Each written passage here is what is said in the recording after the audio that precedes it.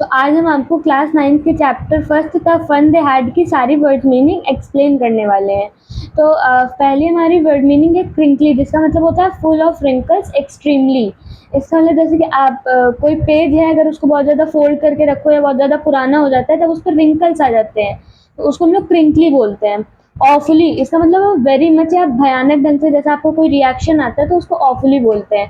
Third है हमारे पास funny यानी ह्यूमरस, मजाकिया। जैसे बहुत सारे लोग होते हैं जिनका नेचर फनी होता है, तो इसका मतलब इसका फनी का मतलब होता है मजाकिया। फिर फोर्थ है हमारे पास सपोज्ड टू, इसका मतलब होता है एक्सपेक्टेड यानी आपसे आशा लगाना, आपसे उम्मीद रखना। फिर नेक्स्ट है हमारे पास मिलियन, जिसका बिल्कुल सिंपल मीनिंग होता है 10 लाख। नेक्स्ट है हमारी प्लेंटी, जिसका मतलब होता है मैनी यानी ढेर सारी, बहुत ज़्यादा क्वांटिटी में। नेक्स्ट है हमारे पास स्कॉर्नफुल, जिसका मतलब होता है हेटफुल। जैसे कि कोई आपसे नफरत करता है, घृणा करता है, तो उसको स्कॉर्नफुल या हेटफुल भी बोलते हैं। नेक्स्ट है हमारे पास शेकन, तो जिसका मतलब होता है टू मूव या नॉडेड। जैसे आप किसी को बताने या कुछ पूछने में अगर अपना सर हिलाते हो तो उसको हम लोग शेकन भी बोलते हैं और नॉडेड भी बोलते हैं। नेक्स्ट है हमारे पास स्लॉट, जिसका मतलब होता है होल या फिर एक गिवन स्पेस। जैसे कि आपको बहुत बड़े लैंड में अगर कोई जगह मिल रही है तो उसको आप स्लॉट या एक गिवन स्पेस भी बोल सकते हो। नेक्स्ट है हमारे पास एक्चुअली, इन फैक्ट, इसका मतलब होता है वास्तव में, मतलब क्या सच में ऐसा, एक्चुअली। नेक्स्ट हमारे पास हर्ट, या इसका मतलब होता है फीलिंग ऑफ पेन, जब आपको दर्द होता है या चोट महसूस होती है, इसका मतलब होता है हर्ट। नेक्स्ट हमारे पास स्क्रीम, इसका मतलब होता है रोना या चिल्लाना। नेक्स्ट हमारे पास सेटिस्फैक्ट्री, इसका मतलब होता है गुड इनफ, मतलब जब आपको संतुष्टि, फॉर एग्जांपल आप जितने नंबर अपने एक्सपेक्ट कर रहे हो आपको उतने ही मिल रहे हैं, तो इसको फिर मतलब होता है ना कि संतुष्टि होती है, तो ये इसका मतलब सेटिस्फैक्ट्री का मीनिंग है। नेक्स्ट हमारे पास फनी, इसका मतलब अम्यूजिंग, इंटरेस्टिंग, इसका मतलब रोचक, जैसे हमें पहले भी पता चला था। नेक्स्ट हमारे पास नॉन चैलेंटली, इसका मतलब होता है लैक ऑफ केयर यानी अनिच्छा पूर्वक, जब आप किसी चीज़ पे ध्यान नहीं देते हो या आपको करने की इच्छा नहीं होती है तब इसका मतलब होता है नॉन चैलेंटली। नेक्स्ट हमारे पास डस्टी, तो डस्टी का मतलब होता है डर्टी, जब कोई जगह बहुत ज़्यादा गंदी हो जाती है तब हम लोग उसे डस्टी बोलते हैं। नेक्स्ट है हमारे पास बिनीथ यानी बिलो, इसका मतलब होता है किसी चीज़ के नीचे। जैसे फॉर एग्जाम्पल इस बुक के नीचे एक और बुक है, तो इसका मतलब होता है बिलो। देन नेक्स्ट हमारे पास है एडिशन यानी इंक्लूजन, जोड़ना, जब किसी भी चीज़ में कोई चीज़ बढ़ती चली जाती है तब उसको हम लोग एडिशन बोलते हैं।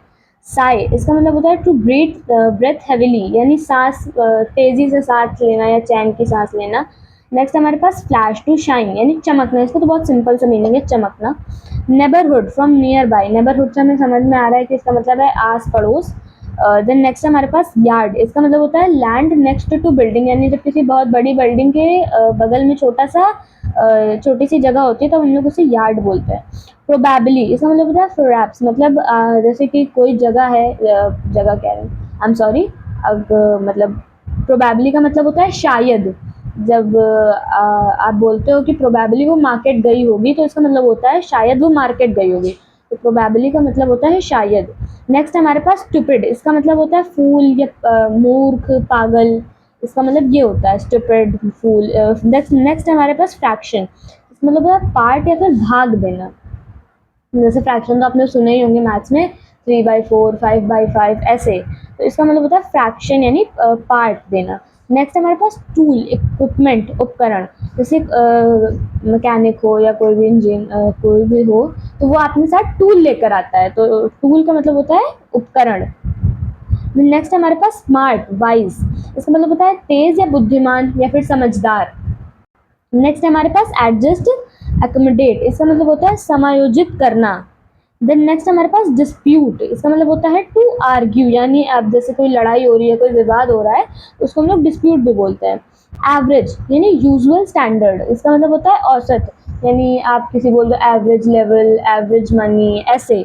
देन हमारे पास नेक्स्ट है गियर्ड, एंड इसका मतलब है an arrangement of relative motion of two wheels having teeth, यानी इसका मतलब होता है सीमित कर देना, एक सीमा में इसको ला देना। तो ये आज की थी हमारी सारी वर्ड मीनिंग कंप्लीट। तो हम आपको क्लास 9th के चैप्टर फर्स्ट के MCQ the fun they had बताने वाले हैं। तो इसमें फर्स्ट हमारा है Tommy find the book in, मतलब टॉमी जो था उसको बुक कहाँ मिली थी, तो उसमें हमारे पास 4 ऑप्शन है, पब्लिक, शॉप, हिज हाउस और ऑन द रोड साइड। तो इसको टॉमी को बुक अपने घर में मिली थी, इसका आंसर होगा हिज हाउस। नेक्स्ट है कि मार्गी teacher was a man, a boy, a lady और अ कंप्यूटर। तो इसमें मार्गी का जो टीचर था स्टोरी के अकॉर्डिंग वो एक मैन था। देन हमारे पास नेक्स्ट है, according to Tommy that real book was boring, wrong, waste और अ नॉवल। तो इसमें हमारे 4 ऑप्शन है, बोरिंग थी या फिर गलत थी, एक वेस्ट था या फिर एक कोई नॉवल था। तो टॉमी के हिसाब से वो रियल बुक एक वेस्ट थी। नेक्स्ट हमारे पास इस चैप्टर में द फन दे हैड में कितने सब्जेक्ट मेंशन है, ऑप्शन है आपके पास 3, 2, 1 और 5। तो इसका आंसर होगा हमारे पास 2। तो आपका रॉन्ग आंसर है, क्योंकि यहाँ पर थ्री। यस, ये हाँ। 2 आपका जो है वो रॉन्ग आंसर है। यहाँ पे 3 सब्जेक्ट मेंशन है, history, geography and mathematics. Next है हमारे पास, according to Margie in olden times the school were. मतलब इसमें है बिग, ब्राउन, फनी और स्टूपिड। मतलब बड़े होते थे, भूरे, फनी या फिर मूर्ख वाले होते थे। तो मार्गी के हिसाब से पुराने टाइम के स्कूल फनी हुआ करते थे। वेयर डिड टॉमी एंड मार्गी रीड वेरियस बुक। टॉमी और मार्गी कहाँ पे तरह तरह की बुक्स पढ़ते थे। तो ऑप्शन आपके पास लाइब्रेरी में, कंप्यूटर स्क्रीन में, स्कूल में या फिर मोबाइल में। तो आपका option C on a computer screen सही होगा। नेक्स्ट है हमारे पास, how much time was taken to repair Tommy's teacher. Chapter में आप अगर पढ़ो तो उसमें टॉमी के टीचर में कुछ खराबी आ गई थी, तो उसको रिपेयर करने में कितना टाइम लगा था। ऑप्शन है 15 डेज, 25 डेज, 20 डेज और 1 मंथ। तो आपका इसका सही आंसर हो जाएगा 1 मंथ। नेक्स्ट है, Margie had to write out her homework in. Margie जो थी वो अपना होमवर्क कैसे लिखती थी, किस लैंग्वेज में लिखती थी। ऑप्शन है आपके पास रशियन, पंच कोड, हिंदी और इंग्लिश। तो इसका सही आंसर हो जाएगा पंच कोड।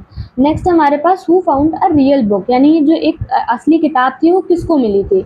हमारे पास ऑप्शन है मार्गी, टॉमीज टीचर, टॉमी और द मैकेनिकल टीचर।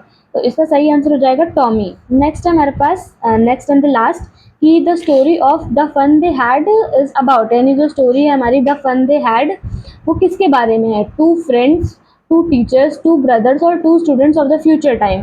तो इसका ये हमारा ऑप्शन सही हो जाएगा, क्योंकि जो मार्गी और टॉमी थे वो फ्यूचर स्टूडेंट थे जो कि 2157 के टाइम से आए थे। Now we will tell you the very short answer type question of this chapter. इसमें हमारे पास है, who are the 2 children in the story. तो इसका आंसर होगा, the 2 children in the story are Margie and Tommy.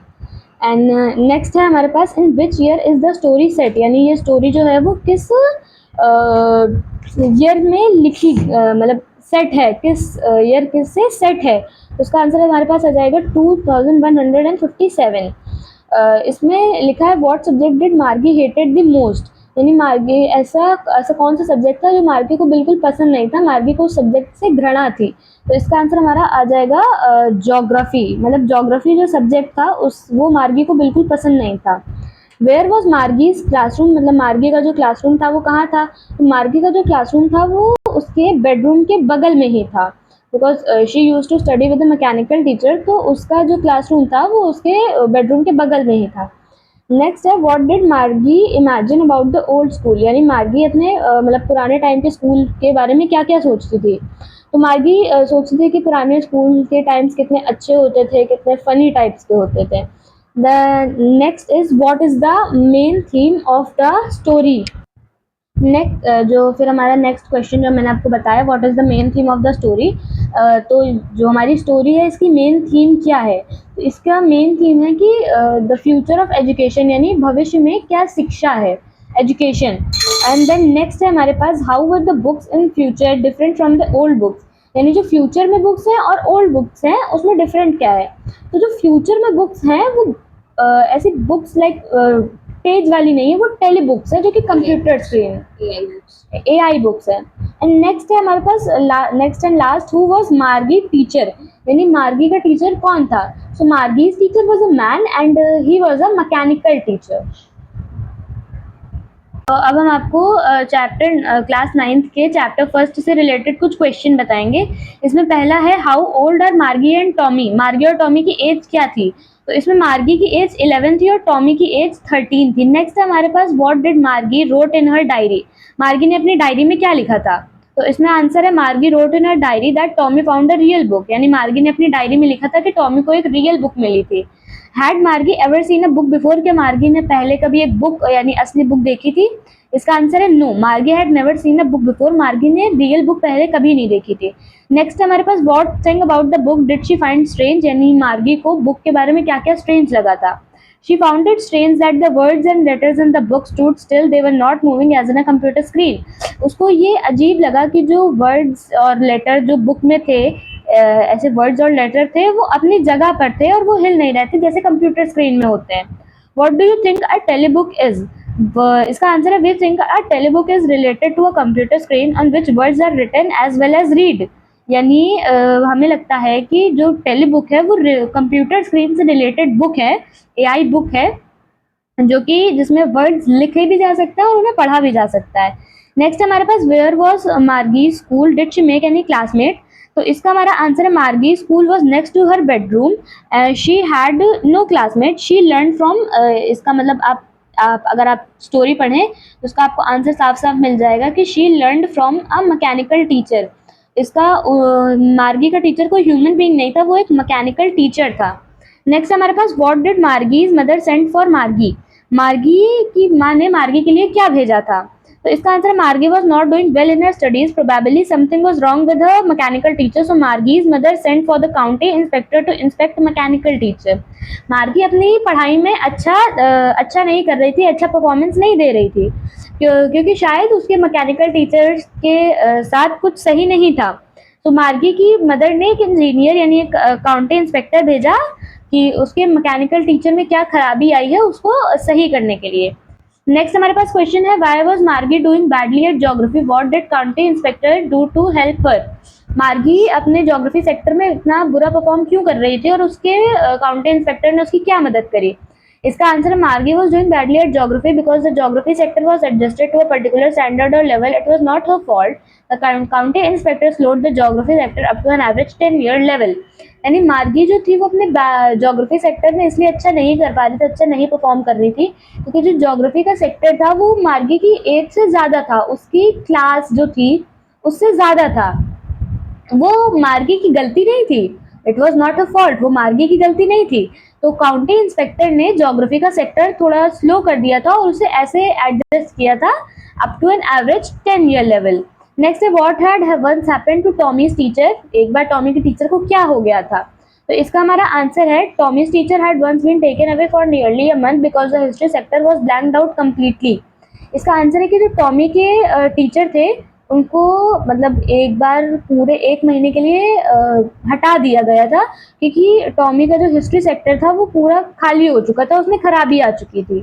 Next है did मार्गी have regular school days and hours for school, if so why, यानी क्या मार्गी हमेशा हर दिन पढ़ती थी और हर समय पढ़ती थी, मतलब रेगुलर सेट टाइम पे पढ़ती थी? तो इसका आंसर है येस, मार्गी had regular days and hours for school, this was because of her mother, she said little girl learn better if they learn at regular hours. तो इसका आंसर है हाँ, मार्गी हर दिन पढ़ती थी और मतलब रेगुलर एक सेट टाइम पे पढ़ती थी। वो ऐसा इसलिए करती थी क्योंकि उसकी मम्मी का कहना था कि अगर छोटी बच्चियाँ एक निर्धारित समय पे पढ़ें तो वो अच्छा परफॉर्म करती हैं, मतलब वो अच्छे से उन सारी चीज़ों को लर्न करती हैं। नेक्स्ट हमारे पास व्हाट सब्जेक्ट डिड मार्गी एंड टॉमी लर्न, मार्गी और टॉमी कौन से सब्जेक्ट पढ़ते थे? तो इसका आंसर है मार्गी learn geography and mathematics by mechanical teacher and Tommy learn history and mathematics. इसका आंसर है कि मार्गी मैकेनिकल टीचर से ज्योग्राफी और मैथमेटिक्स की पढ़ाई करती थी और टॉमी हिस्ट्री एंड मैथमेटिक्स पढ़ता था। नेक्स्ट है what kind of teacher did मार्गी एंड टॉमी हैव, इसका आंसर तो बहुत सिंपल है, सबको ही पता अब चल चुका होगा कि मार्गी एंड टॉमी का जो टीचर था वो एक मैकेनिकल टीचर था। नेक्स्ट एंड लास्ट क्वेश्चन है हमारा how did Tommy describe the old kind of school, यानी टॉमी ओल्ड काइंड जो पुराने समय के स्कूल थे उनको कैसे बताता है, कैसे डिस्क्राइब करता है?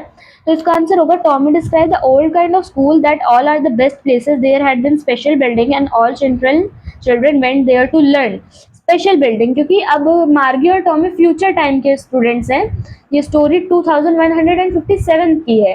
तो टॉमी को लगता है पुराने टाइम में जो बिल्डिंग्स होती थी वो स्पेशल बिल्डिंग्स होती थी, तो इसका मतलब है टॉमी जो था वो बताता है कि वो जो पुराने टाइम में जितनी भी बिल्डिंग थी वो सारी बहुत अच्छी जगह थी, वहाँ पे बहुत सारी स्पेशल बिल्डिंग थी और सारे बच्चे वहाँ जाते थे और चीज़ें सीखते थे और वही चीज़ें पढ़ते थे।